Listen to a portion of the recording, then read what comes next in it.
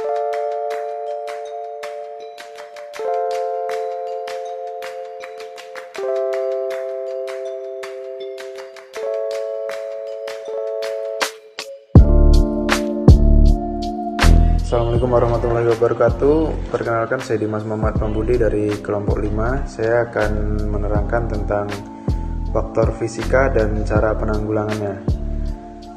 Dari faktor fisika terdapat 3 bagian, yaitu yang pertama debu. Debu dapat masuk dengan mudah ke dalam ruang perpustakaan melalui pintu, jendela, atau lubang-lubang angin perpustakaan. Debu yang melekat pada kertas akan menimbulkan reaksi kimia yang dapat meninggikan tingkat keasaman pada kertas. Akibatnya kertas menjadi rapuh dan cepat rusak. Yang kedua, suhu dan kelembapan udara. Suhu yang tinggi dapat mengakibatkan kertas menjadi rapuh, warna menjadi kuning. Kerusakan kertas yang diakibatkan oleh suhu yang terlalu tinggi dapat menyebabkan perekat pada jilitan buku menjadi kering dan longgar. Ruang yang terlampau lembab juga akan mendatangkan banyak bahaya dari berbagai koleksi bahan pustaka. Yang ketiga, cahaya. Kertas yang terkena cahaya langsung akan mudah rusak, berubah warnanya menjadi kuning dan rapuh. Kerusakan yang terjadi karena pengaruh sinar ultraviolet atau sinar matahari adalah memudarnya tulisan. Untuk menghindari kerusakan, hendaknya perpustakaan menggunakan kain gorden sehingga panas atau sinar matahari yang masuk ke perpustakaan bisa diatur. Cara penanggulangannya, pustakawan perlu mengetahui penyebab kerusakan bahan pustaka, sehingga dapat dilakukan tindakan pencegahan yang cepat dan tepat. Apabila bahan pustaka sudah rusak, akan susah untuk memperbaikinya dan juga akan memerlukan biaya yang banyak agar koleksi yang dimiliki perpustakaan dapat digunakan dalam jangka waktu yang relatif lama. Perlu suatu penanganan agar bahan pustaka terhindar dari kerusakan atau setidaknya diperlambat proses kerusakannya dan mempertahankan kandungan informasi yang sering disebut sebagai preservasi bahan pustaka. Sekian dari saya dan terima kasih. Wassalamualaikum warahmatullahi wabarakatuh. Baiklah, saya Kezia. Saya akan menjelaskan tentang faktor kimia dan cara penanggulangannya. Menurut Darmono, kertas akan bersifat asam karena pengaruh asam dari berbagai sumber. Faktor yang pertama yaitu asam yang telah ada sejak pembuatan kertas. Proses pembuatan bubur kertas menggunakan bahan kimia untuk menghancurkan kayu dan memutihkan bubur kertas. Bahan-bahan tersebut meninggalkan residu yang kadang-kadang masih mengandung lignon yang bersifat asam. Faktor yang kedua adalah asam kertas dihasilkan oleh reaksi fotokimia pada serat selulosa yang dipengaruhi oleh sinar UV. Dan faktor yang terakhir adalah asam yang diserap oleh kertas dari lingkungannya seperti gas-gas pencemar udara, lem perekatnya, dan karton yang digunakan untuk sampulnya. Baiklah, selanjutnya kita masuk ke cara penanggulangan dari faktor kimia. Yang pertama, kita dapat melakukannya dengan cara memilih bahan pustaka yang baik dengan teliti, memperhatikan jenis kertas dan tulisannya. Dan cara selanjutnya adalah menetralkan asam yang terkandung dalam kertas dengan cara deadifikasi atau memberi bahan penahan atau buffer. Baiklah, sekian materi yang dapat saya sampaikan. Assalamualaikum warahmatullahi wabarakatuh.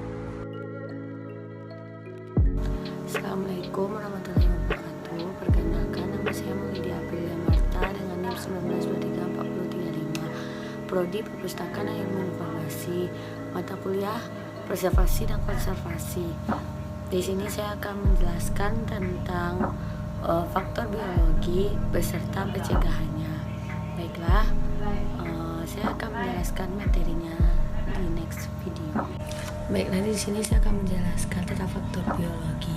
1. Binatang pengarat. Tikus termasuk binatang pengarat, merupakan binatang perusak buku yang cukup sulit diberantas. Jenis-jenis tikus seperti tikus hitam, tikus coklat atau tikus rumah, tikus sawah, dan tikus putih. Hewan ini biasanya memakan buku-bukuan, kadang-kadang kertas dijadikan untuk sarang. Yang kedua, serangga. Rayap adalah semut putih karena warnanya putih pucat, berbadan lunak, makanan utamanya adalah kayu, kertas, foto, dan sebagainya. Rayap mampu memusnahkan setumpuk bahan pustaka dalam waktu singkat. Usaha untuk melindungi serangan rayap yang paling tepat ialah dengan peniadaan penggunaan kayu bangunan langsung bersentuhan dengan tanah. Kecoak adalah jenis serangga bersayap dan mempunyai kumis yang panjang. Kotoran kecoak yang berupa cairan dapat merusak kebutuhan bahan pustaka. Makanan yang digemarinya adalah sisa-sisa makanan yang busuk. Kutu buku merupakan jenis serangga yang memiliki ukuran yang sangat kecil. Bagian buku yang diserang ialah punggung serta pinggirannya, serta ini sangat rakus terhadap kertas. Kumbang bubuk adalah jenis serangga yang suka sekali makan bahan pustaka. Yang ketiga, jamur. Jamur merupakan tumbuhan yang tidak mempunyai klorofil atau zat hijau daun. Jamur mengambil makanan dari makhluk lain sebagai parasit yang bisa disebut sapropit.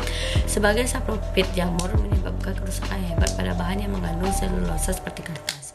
Pencegahan faktor biologi yang pertama adalah pencegahan dan pembasmian binatang pengarat sebagai berikut. Pertama, melakukan pemeriksaan secara teratur terhadap gedung, ruang, atau tempat penyimpanan bahan pustaka. Seandainya terdapat sarang tikus, hendaknya sarang itu dihancurkan atau ditimbun dengan bahan yang sesuai. Yang ketiga, menggunakan berbagai jenis perangkap tikus dan lem tikus. Pencegahan dan pembasmian serangga. Penyemprotan dengan menggunakan bahan insektisida, bahan pembasmi serangga, yaitu pada lantai, tembok, langit-langit, dan rak buku yang dilakukan secara berkala. Penggunaan gas beracun, yaitu melakukan fumigasi atau pengasapan.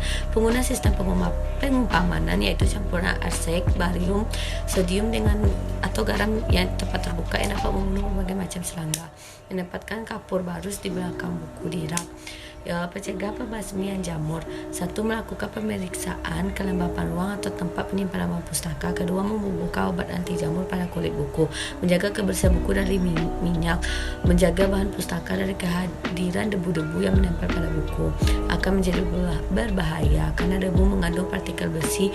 Jika menempel pada kertas yang lembab, akan tumbuh jamur. Untuk menahan agar jamur tidak tumbuh di buku yang masih bagus penjagaan, kelembapan ruang harus tetap dijaga. Sekian materi dari saya. Selanjutnya akan dilanjutkan oleh teman saya. Assalamualaikum warahmatullahi wabarakatuh.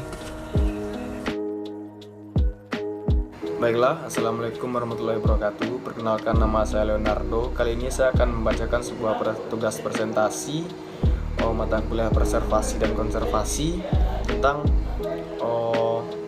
faktor rusaknya bahan pustaka oleh bencana alam dan bagaimana cara penanggulangannya.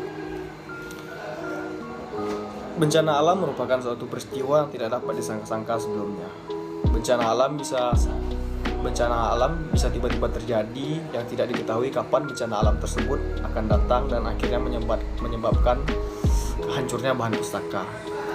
Dalam menghadapi musibah yang akan terjadi, maka sangat diperlukan kesiagaan dari seluruh jajaran perpustakaan untuk menghadapinya.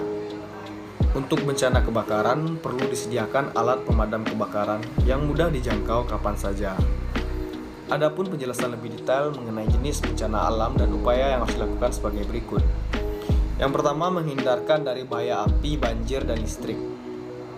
Salah satunya dengan menyediakan tempat pemadam kebakaran atau menyediakan tempat sumber air yang dekat seandainya jika terjadi kebakaran di perpustakaan tersebut.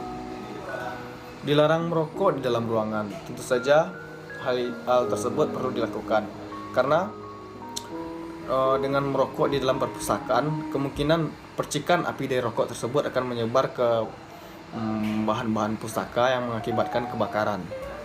Dan merokok pun dapat mengganggu orang-orang yang berkunjung atau orang-orang yang datang ke perpustakaan untuk mencari sebuah informasi. Yang kedua, memeriksa kabel listrik secara berkala. Hal tersebut perlu dilakukan karena jika terjadi suatu hal yang mengakibatkan konsletnya arus listrik, hal tersebut bisa membuat sebuah kecelakaan di dalam perpustakaan itu sendiri. Dengan konsletnya listrik, kemungkinan akan terjadi percikan api juga yang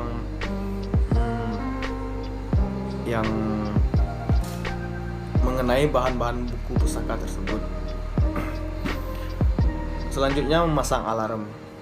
Memasang alarm itu diperlukan karena jika terjadi suatu bencana alam,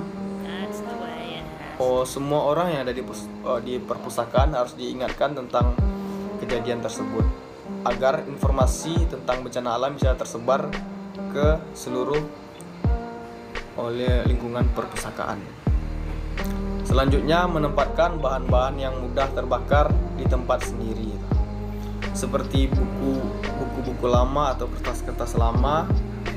Alangkah lebih baiknya disimpan di dalam arsip yang rapi, tempat yang tidak mungkin terjadinya sebuah kebakaran itu sendiri. Dan mengontrol air setiap turun hujan. Itu diperlukan karena jika terjadinya hujan secara terus-menerus, tetapi tempat pembuangan air dari air hujan itu sendiri tidak disediakan, akan terjadi kemungkinan sebuah banjir di dalam perpustakaan itu sendiri atau di luar perpustakaan itu sendiri. Dan mungkin ada juga seperti ini, untuk mencegah dari faktor bencana alam itu sendiri, mungkin perpustakaan harus menyiapkan desain yang relevan untuk perpustakaan agar tidak terjadi kemungkinan bencana alam seperti mungkin gempa. Mungkin di perpustakaan harus disediakan tempat bangunan anti gempa sebelum mendirikan perpustakaan sendiri, atau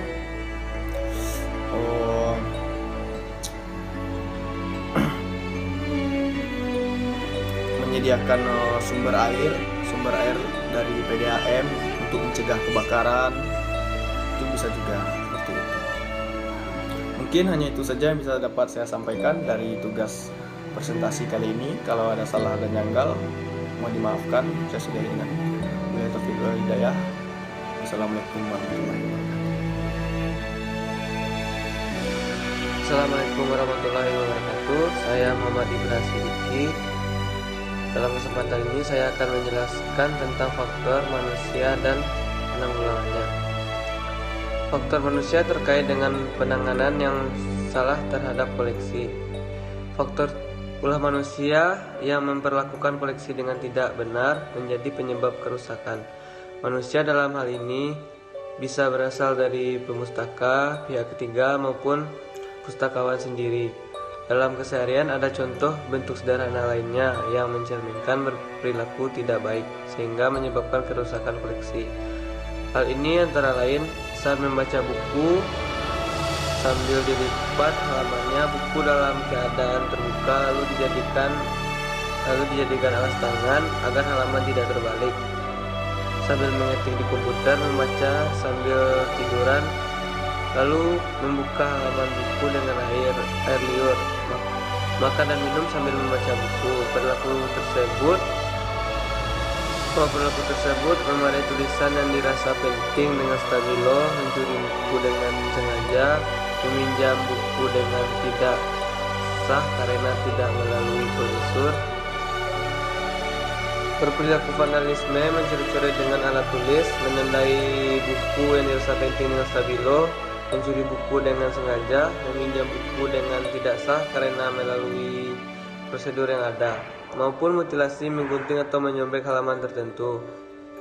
Penanggulangannya yaitu mengubah kebiasaan pemustaka untuk tidak melakukan hal-hal yang dapat merusak koleksi adalah dengan memberikan solusi maupun pendidikan pemakaian dengan topik perlakuan yang benar terhadap koleksi dan tindakan preventif untuk mencegah kerusakan koleksi. Sekian dari saya. Assalamualaikum warahmatullahi wabarakatuh.